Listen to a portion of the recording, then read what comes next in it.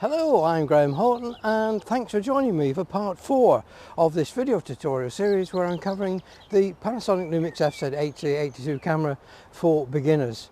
Thanks for all your constructive feedback on the last of the 3 series. It's been really helpful, and if you're a new viewer just joining this series, why not click that subscribe button and the bell notification icon so you'll be advised when we upload future videos in this series. If you do like it, share it as well. It does help with my profile here on YouTube. So in today's video I want to look at the autofocus modes that the FZ80 camera employs. So if you use the left hand navigation button, you can bring up the AF modes, and they include face and eye detection, the tracking mode, the 49 area mode, the custom multi mode, the single area and the pinpoint or precise area autofocus. I'll also look at the manual setting that you can use to employ to use manual focus if you're in a situation where you don't want the camera focus to change for a fixed focus distance. So let's run through the autofocus modes and I'll show you which ones you should use in which situation and some of the problems you might discover when you're using the AF mode of these Panasonic Lumix cameras. So let's have a look at the focusing system that the Panasonic Lumix Lumix cameras employ. They all employ what's called contrast-based focusing. What it means is that the camera has to find the focus point and then just slightly oscillate beyond it and in front of it to find the exact focus point, much as you would do if you're using a handheld magnifying glass. You try and get focus and then move it backwards and forwards to try and find the exact focus point. It does mean you sometimes see a little bit of hunting if you're using it in video, or it can actually give you a slightly out of focus shot if you're using stills because it's not actually got the exact focus point. Panasonic also employ what's called the DFD or depth from defocus, and this is a method to try and speed up the process of finding the focus point when the camera is out of focus. So for example, if the camera is focusing on a point which is nearer to the camera, it needs to know whether it should be moving further towards that subject or further back from it. So the actual bokeh of that defocused image is used to try and determine which way to move the lens. Sometimes it works, and other times you'll find that it locks onto a subject and it says it's in focus when it's clearly out of focus. You might then have to point the camera at something else to try and get it to focus and then go back to your original subject. I've had that quite a few times, particularly with the FZ1000. So we're going to be looking at those modes with the FZ80, and unfortunately I haven't got any moving subject, so I'm going to have to move the camera to simulate the subject moving. So hopefully that is going to suffice for showing you the methods. Now it has started to rain again here in the UK. It's been on and off all morning and I thought we were going to get a nice clear spell, but looking at the clouds it's coming over quite thick again. So I might have to move this indoors if I can't get this filming sequence completed outdoors. Well, you can see I had to retreat through the garden to complete this sequence. It did start to rain, and at one point I did get rain on the lens and that spoiled that video clip. So I waited until the weather cleared up a little bit and we're going to continue in the garden. So hopefully we'll manage to finish the sequence off. I want to start with one of the most popular methods of autofocus, and that is going to be the autofocus, and it's a single area. And within the single area you can select autofocus flexible or autofocus single shot. So I'm going to show you how to set up both of those methods and which will give you the best results for which situation. So let me set the camera up so I can film the back of it and you'll be able to see how it goes. So to access this mode, which is the autofocus single area, use the left hand navigation dial, and in its default mode for the camera you'll see that it brings up the AF mode, of which you can select the one of 6 modes. Now we've got the face and eye detection, tracking, 49 area, custom multi, single area, which is the one we're talking about, and the pinpoint or precise area. Now you'll find that that only comes up if you haven't got one of the other modes engaged, which is called AFS stroke AFF. If the camera is set to autofocus flexible AFF, you'll find that the pinpoint is not available. So the one we're talking about is the single area. And if you look at the screen you can see there's a down arrow here, which means that if you use the down arrow key it brings up other options, and that is you can actually change the on-screen position of where the focus point is going to be, or with the back control dial you can change its size. Now you can actually do that by the touch screen of the camera, so you can actually position it where you want the focus point to be, and if you use the 2-finger gesture you can use the zoom facility on the screen as well without having to go into the back control dial. But I find that back control dial the most useful, so you can set that on your subject. Once you set it on the subject, you'll see that the focus rectangle goes back to 4 white corners. When you press your shutter button halfway down, you notice you get the camera physical lock icon coming up, which is a green dot on the top right hand side of the screen, and the rectangle becomes green as well to tell you you've got autofocus lock. You can hold your finger on that button and recompose, and it will hold that focus position, and then when you're ready to take the picture, just depress the shutter button to take the final picture. So that is the single area, and of course you can actually set that area to quite a small target, so you can actually bring this to as small as you want, and you can actually use that to shoot between branches of a tree if you're photographing birds, etc. So you actually get a very small target area and shoot with it. Remember, halfway down the camera will lock exposure and focus for you, and then when you take the shot it will finally just take the exposure. When we look at this button on the top here, which is AFF lock, there are some functionality of that button which can improve the way that you shoot your pictures. So I was talking about the AFS and the AFF mode. It's accessed through page 2 of 7 of the record setup menu, and the autofocus single is exactly as it says. It will focus when you press the button and hold it until you take the picture. If you select AFF, which is the second option, first of all you'll notice that if we go into the focus mode screen, you notice now we don't have the precise area, so you've only got the 5 area options left.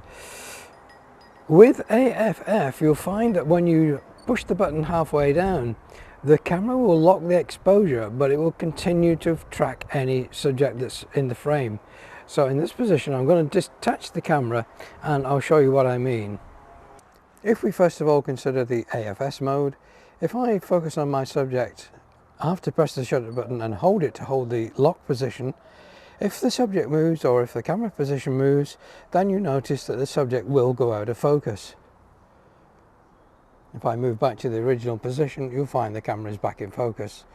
To reacquire focus, of course, release the shutter button and press again to halfway down to reacquire focus. Contrast that to the AFF mode, and with AFF mode, again, press and hold the shutter button halfway down to lock focus, but this time as I approach the subject, or if the subject approaches you, the camera will stay in focus. So this is useful if you've got a subject that's moving erratically, either to or from the camera. It will actually keep tracking focus as long as your finger is on the button, and then of course when you want to take the picture, just press the shutter button. The AFC mode again attempts to keep track focus, so if I press and hold the button and move to the subject, it will stay in focus, but the AFC mode is designed for subjects which are moving at a consistent rate and direction, so it can compute where the focus should be as the subject moves. In contrast, AFF will actually try and predict where the motion should be based on the previous frame that it's captured. So that's the difference between the AFF, AFS and AFC modes. Now the next mode I want to look at is the precise or spot focus, and again accessed through the left hand navigation dial, cursor to the right, and you'll bring up the pinpoint method. You can again set the focus position by moving the cursor with the 4-way navigation dial, or again by touching the screen where you want it to be. Now once you've got the area set, you notice that when you have to press the shutter button, you get an enlarged view of the area just to make sure that you've got pinpoint focus. So if I go on the duck there and press the shutter button, you can see that it enlarges that area to make sure that you are precisely targeting the area that you want. It's a very, very small area and is a lot more precise. So if you're shooting birds in trees and want to avoid the branches, then the precise area is the one you should use. So again, locks halfway down, press the shutter button to take the picture. Now another useful mode is the custom multi, and again accessed through the navigation dial, and with this you can actually set a custom profile here to match the type of subject you're shooting. So if you use the select save by pressing the up arrow key, you can see that you can have a horizontal pattern, a vertical pattern a center pattern or one of your predefined types. So if you take the horizontal pattern, you can move the position of the focus area detect. So if you've got something that's moving across the screen and it's across the top of the screen or across the bottom of the screen, then you can actually set this up to track the area where you're moving across the screen. And it's the same with the vertical pattern. You can select vertical, and again you can change the position of that vertical bar. So you can have it over on the left hand side or over on the right hand side, depending where your area of movement is. You can actually define where you're going to put your focus area. If you go for the central pattern, again you've got a much larger area to select for focus, so you can see in the middle of the screen where that pattern will be, and again you can change its position.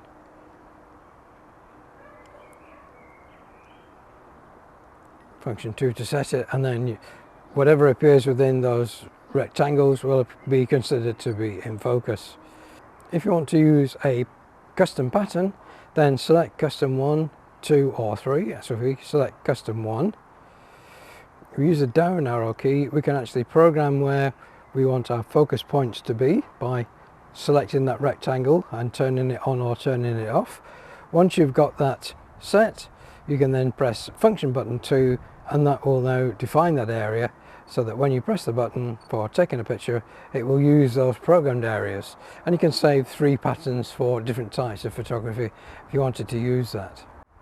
The next mode is the 49 area, and that employs 49 rectangles across most of the area of the screen. So anything that enters that area, if it were in clear blue sky, or anything within that area, will be considered to be subject for focus. So sometimes it gets it wrong. If you've got something that's nearer to the front of the camera than your main subject, it may focus on that. So that's when you would use AF single area rather than the 49 area. But if you're trying to shoot something in the sky and you're not going to be sure of where it's going to be, then the 49 area is probably going to be the mode which will get you the most number of shots that are in focus.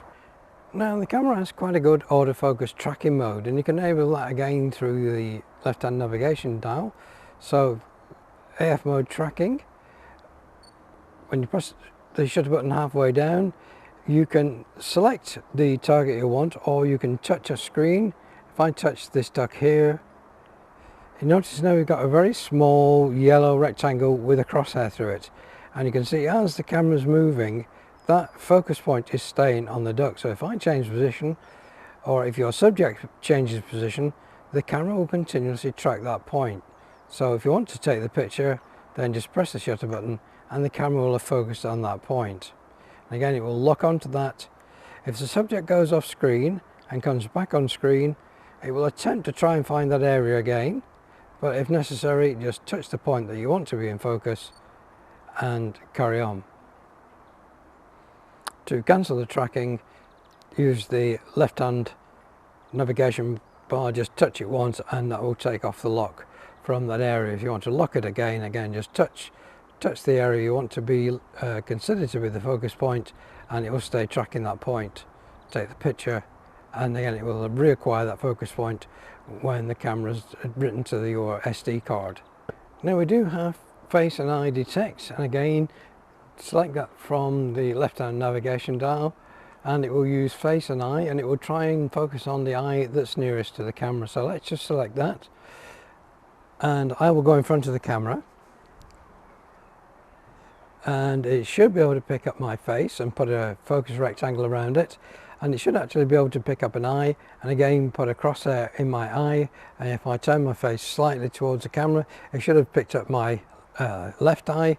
If I turn around so the right eye is in focus, then it should have focused on the right eye. So that is face and eye detect, and it will work over a slight distance, so that's about 3 meters away. So it should be able to continue to focus on my face from that distance and keep in focus. Now you may have noticed on the back of your camera this button here, AF/AE lock, and that is a button which you can program the feature set behind it. So in the setup menu, in custom, so in the custom menu you'll find it on page 1 under AF/AE lock, and if you press the options on that, you can see we've got the automatic exposure lock, autofocus lock, both focus and exposure lock, all one called AF on. Now normally you leave it on AF/AE lock, and what happens is when you press the button it will both acquire focus and lock exposure. So then when you press the shutter button, it doesn't have to reacquire focus. It can be very quick to operate. So you press the button in, it will have set the focus and exposure. Keep your finger on the AF/AE button and then take your picture. So it's much faster way if you're waiting for something to happen in a sequence of events. Then you can precursor it with the AF/AE lock button, and then you can just take the picture using the shutter button. If you wanted to program that just for the exposure, so if you didn't want the exposure to change, then just go into exposure lock, and again now when you press this button the exposure will be locked but focus can still change. So if your subject position changes, then as you press the shutter button down you can actually track focus, but the exposure will not be changed, it will be held because you've got AF/AE lock enabled, and you can see that on the screen bottom left hand side it tells you we're AE lock. If we change that to autofocus lock, then again when you press the button it will lock and hold the focus, but if the exposure changes, if the light changes, the camera will still be able to track the exposure when you press the shutter button halfway down and then take the picture by fully depressing the shutter button. Now there is a button there, if you like, called AF on, and it does exactly that. When you press this button it forces the camera to autofocus, so you can actually use this to what's called back button focus. So if you wanted to focus on something, you press that button, it will focus on that area, and then you can compose and then take your picture. If you're in the manual mode, so that's manual focus, so if you are in the manual focus mode you can force the camera to quickly focus by pressing the AF lock button when you've got that set to AF on, and then you can actually use this then to change your focus position using the back control dial. Associated with the AF/AE lock button is the feature to enable that to be held between exposures. So if we go into the menu, there's the AF/AE lock operation, so if we're having it on AF lock or AE lock or both. Below that you see AF/AE lock hold, and you can set that to on. If you keep that lock hold set to on, then it will keep the same exposure and focus position when you first depress that button. So I'll depress the button and you can see on screen we got AF/AE lock, and when you press the shutter button halfway down it doesn't need to require focus or exposure, so there's no change. You can see that the focus indicator has stayed green. So if I take the picture, you notice now it's stayed green, so it's stayed that exposure and that lock has been enabled. So each of your shots following that will always have the same focus and same exposure. If you're doing a panorama, then the exposure and focus position won't change between shots, and it's much easier for the camera or you to stitch those into a full panorama. If you want to release it, then just press the AF/AE lock button again and it will cancel your lock hold. Now that won't work if you're in AF on. You notice that that menu is now greyed out, you can't access it. It only works when you're in one of the AF or AE or AF/AE lock to allow you to change that to hold or not. The difference between AF and AF macro is the closest focusing distance. So in AF you'll find you can get to within 2 meters of your subject, and with AF macro you can get to within 1 meter, so it allows you to get closer. The fact that when you're in the AF mode it doesn't have to close focus to 1 meter, it can cycle from 2 meters to infinity fairly quickly. If you're in the AF macro mode it has to go from 1 meter to infinity, so a little bit slower to focus, but it depends on what you're shooting and how many times you have to focus very closely versus something that's 2 meters or more away. I'll tend to use mine in AF macro mode. It allows me to get to within a meter when you're at full telephoto and get some nice close-ups. The final mode there is manual focus. So when you selected manual focus, the way to make sure that you're in correct focus is to turn on focus peaking. You can see this in the screen now. There's blue speckles around some of the areas of the image, and they tell me that that point is in focus. So if I was to focus now, you can see that we get an enlarged view, and across the bottom you get a display of where the actual camera is focusing. So there at the closest focus distance, and there we're at infinity, and you can then use this to move towards the closest focus distance until you see these focus peaking dots come on. They've just come off, go back a little bit, and that tells you you're in perfect focus. If you want to turn those on, then again they're in the custom setup menu.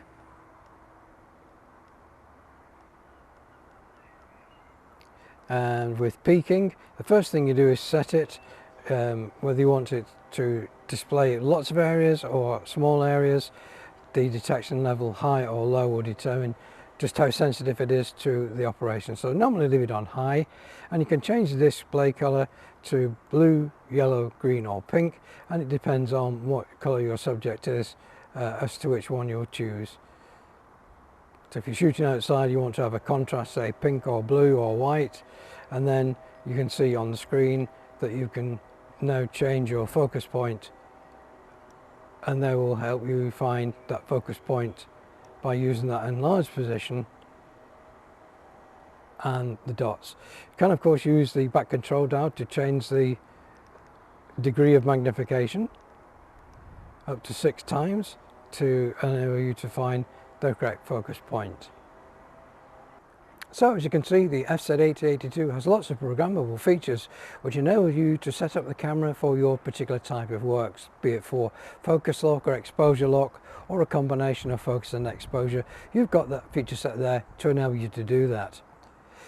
Of course, if you're a new viewer to this channel and you're liking what you see, why not hit that subscribe button and the bell notification icon, and you'll be advised when I upload the next video in the series, which will actually be shooting video with the FZ80. It does have its problems. For a fact, you can't connect an external microphone to get better audio. You're reliant on using an external audio recorder, but I'll show you some ways you can synchronize that external recorder to the internal audio track, which makes it easier to sync in post-production if you want to substitute that audio. So until then, thanks again for watching. Please do take care, and I hope to see you all very, very soon. Goodbye for now.